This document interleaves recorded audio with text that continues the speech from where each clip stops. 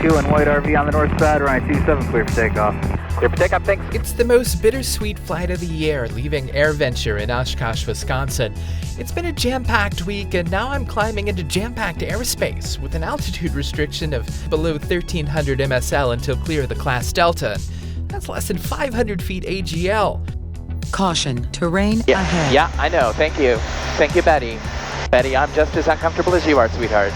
I have about 100 hours behind this particular Rotax 912, and I trust it, but I'm low on options if now is when it decides to act up. I can't plan my way out of this scenario, so I follow the freeway until I'm clear of the airspace. It wouldn't be a great option, but it would be the best I had.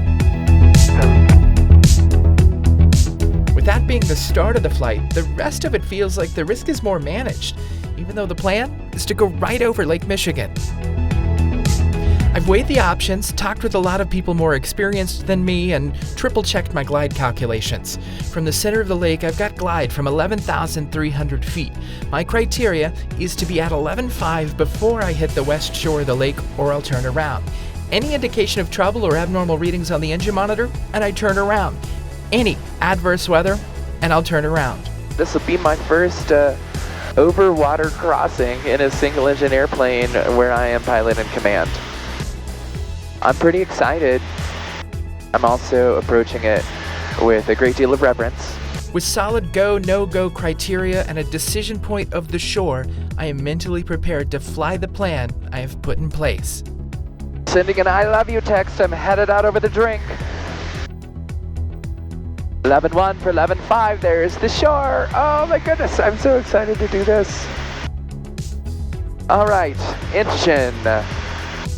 Everything is in the green. Battery is charging. Bolts on both sides are in the green. Oil pressure's good. Oil temperature's good.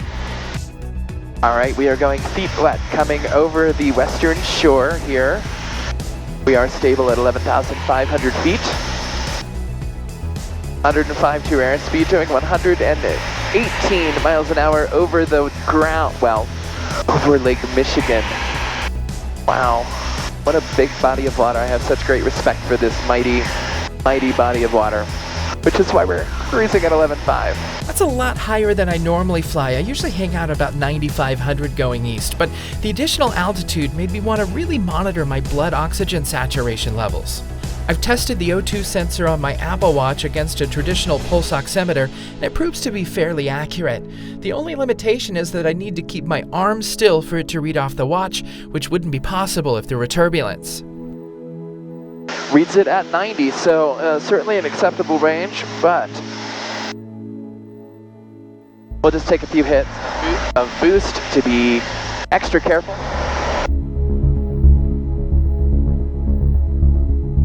Me up to 95.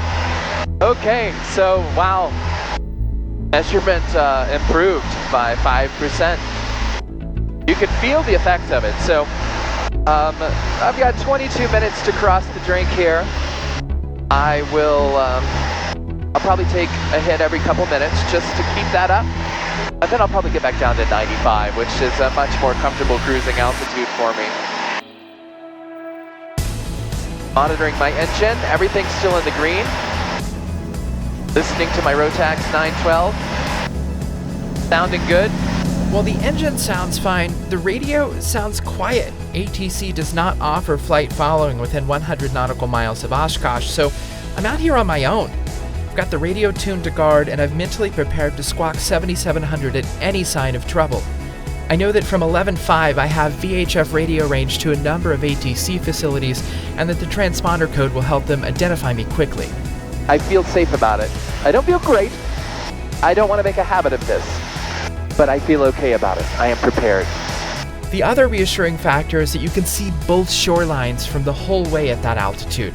I think it would be a lot more mentally stressful if you were just out over a blue expanse. Less than 30 minutes, and I'm across, descending down to 95 and picking up flight following.